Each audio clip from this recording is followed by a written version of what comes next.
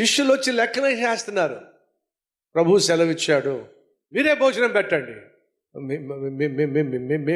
మేమేం పెడతాం ప్రభువా? ఎక్కడి నుంచి తెచ్చి పెడతాం మేము? మీ దగ్గర ఏమైనా ఉందా, వెళ్ళి అడగండి అని అంటే శిష్యులందరూ కలిసి వెళ్ళారు. మీ దగ్గర ఏమైనా ఉందా, మీ దగ్గర ఏమైనా ఉందా అంటే ఒక పిల్లాడు లేచాడు, నా దగ్గర 5 రొట్టెలు 2 చేపలు ఉన్నాయి. అంద్రయ్య ఆ పిల్లాడిని తీసుకొచ్చాడు. ఆ పిల్లాడి చేతిలో ఉన్నటువంటి 5 రొట్టెలు 2 చేపలు తీసుకొచ్చి యేసయ్యకి ఇచ్చారు. కానీ క్వశ్చన్ ఏంటి తెలుసా? ఇప్పుడు ఉన్న ఈ 5 రొట్టెలు 2 చేపలు ఏ మూలకు వస్తాయి? ఇది ప్రశ్న. ఏంటంట?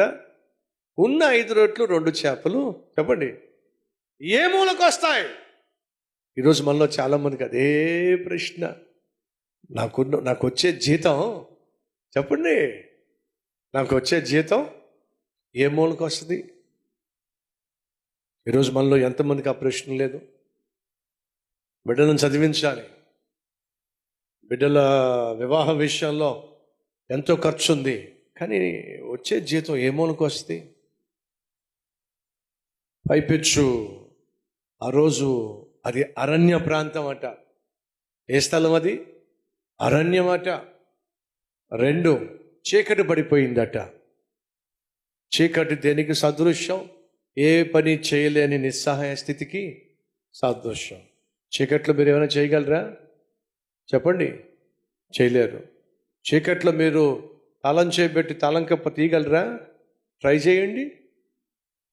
అనగా చీకటి అంటే నిస్సహాయ స్థితి, ఏమీ చేయలేని పరిస్థితి. ఆ రోజు అక్కడ ఉన్నటువంటి పరిస్థితి ఏమిటంటే ఏమీ చేయలేని పరిస్థితి. ఉన్నదేమో పెద్ద జనసమూహం, వాళ్ళకి ఆహారం పెట్టాలంటే చేతులు కాళ్ళు ఆటల్లా, ఏమీ చేయలేని నిస్సహాయ స్థితి. చాలనటువంటి ఆహారం వాళ్ళ దగ్గర ఉంది. 5 రొట్టెలు 2 చేపలు. ప్రభువా ఏమోనికి వస్తాయి? ప్రభు సెలవిచ్చాడు, అందరినీ కూర్చోమని చెప్పండి. అక్కడేముంది తెలుసా? పచ్చిక అనుంది. ఆ స్థలంలో ఏముంది? అది అరణ్యమే కానీ చక్కని పచ్చిక, కూర్చోడానికి అనుకూలమైన స్థలం. కానీ సమయం మాత్రం అనుకూలమైంది కాదు. ఎందుకని? అది చీకటి పడిపోయిన సమయం. నిస్సహాయ స్థితిలో ఉన్నటువంటి పరిస్థితులు అవి. నిస్సహాయ స్థితిలో, నిస్సహాయ సమయంలో కూడా నా ప్రభు ఏం చేశాడో తెలుసా? తన మహిమను కనపరిచాడు. చాలదు అనుకుంటున్న సమయంలో ఆయన శాసించాడు. కాబట్టి ఏమైతే చెప్పాడో ఆ చెప్పిన దానికి కావలసింది ఇచ్చేవాడు కూడా ఆయనే. కూర్చోబెట్టండి వాళ్ళని అని అంటే ఎంత విశ్వాసం కావాలండి? అయ్యలారా, అమ్మలారా, అందరు లైన్లో కూర్చోండి. ఎందుకు? భోజన ఏర్పాట్లు. భోజనాలా? ఇన్ని వేల మందికా? ఎక్కడి నుంచి వస్తాయి? ఏమో, ఆ బోధకుడు కూర్చోమంటున్నాడు, లైన్లో కూర్చోండి. ఎంత విశ్వాసంగా ఊరుకోవయ్యా, ఇన్ని వేల మందికి ఎక్కడి నుంచి వస్తే భోజనం మాకు తెలియదు.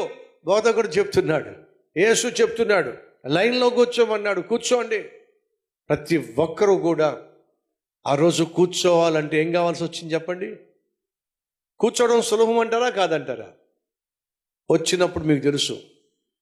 ఏమండి, వచ్చి చక్కగా కూర్చుంటారు కదా. సులభం అంటారా కష్టం అంటారా? చెప్పండి. చాలా సులభం. కానీ ఆ రోజు వాళ్ళు కూర్చోవడం అనేది అంత సులభం కాదు. ఎందుకని? అది గొప్ప విశ్వాసాన్ని సూచిస్తుంది. ఏమిటయ్యా పేతురు, ఏం మాట్లాడుతున్నావు? ఏమిటయ్యా అంద్రయ్య, ఏం మాట్లాడుతున్నావు? మమ్మల్ని అందరిని కూర్చోమంటారేమిటి?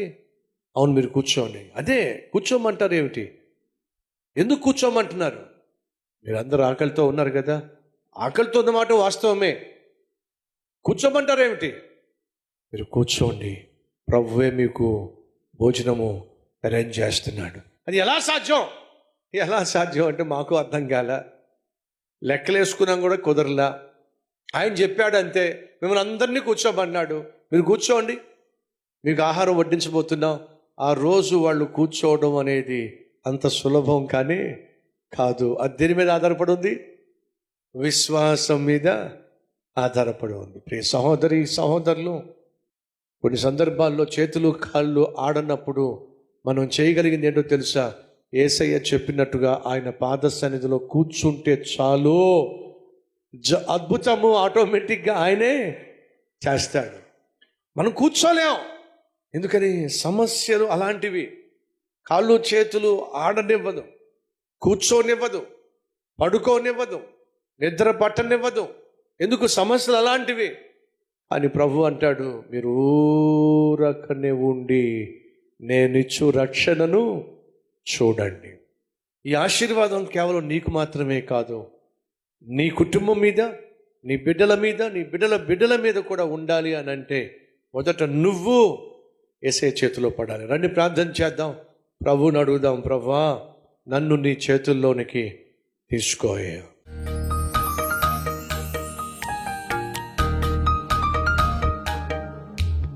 నాయనా, మేము నీ చేతుల్లో పడితేనే, మమ్మల్ని మేము సంపూర్ణంగా నీ చేతికి అప్పగిస్తేనే మేము దీవించబడతాం నాయన. ఇదిగో ఈ సమయంలో ఉన్న ఫలానా మా జీవితాన్ని మీ చేతికి అప్పగిస్తున్నామయ్యా.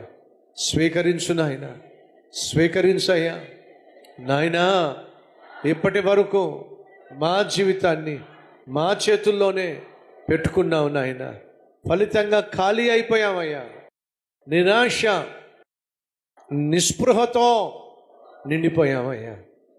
నాయన, ఈ సమయంలో నీ చేతుల్లో పడ్డాం. మా జీవితాన్ని నీ చేతుల్లో పెట్టడం అత్యవసరమని, అత్యధిక ఆశీర్వాదమని గ్రహించావు నాయన. కాబట్టే ఉన్న ఫలానా మా జీవితాన్ని, మా కుటుంబాన్ని, మా బిడ్డలను మీ చేతుల్లో పెడుతున్నాం. మా ఉద్యోగాన్ని, మా వ్యాపారాన్ని, మా వ్యవసాయాన్ని, మా వృత్తిని మీ చేతుల్లో పెడుతున్నాం. మా సేవను, సంఘాన్ని, సంఘ సభ్యులను, సేవకులను, సంఘ స్థలాలను, సంఘములను నీ చేతికి అప్పగిస్తున్నాం. అయ్యా, ఆశీర్వదించాయా, ఆశీర్వదించాయా. అయ్యా, ఎక్కడెక్కడ నీ ఆశీర్వాదము మా జీవితంలో అవసరమై ఉందో అక్కడ ఆశీర్వాదం దయచేయి. ఎక్కడ కాపుదల కావలసి ఉందో కాపుదల దయచేయి. ఊహించిన వాటికంటే అత్యధికమైనటువంటి సమాధానము అనుగ్రహించబోతున్నందుకు నీకే మహిమ, నీకే ఘనత, నీకే ప్రభావములు చెల్లిస్తూ యేసు నామం పేరట వేడుకుంటున్నాం తండ్రి. ఆమెన్.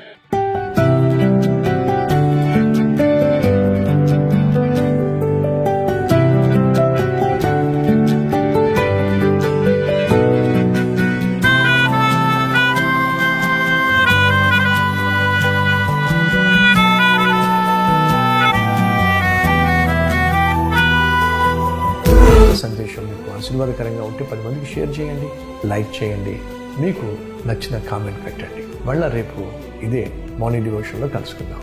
షలోమ్.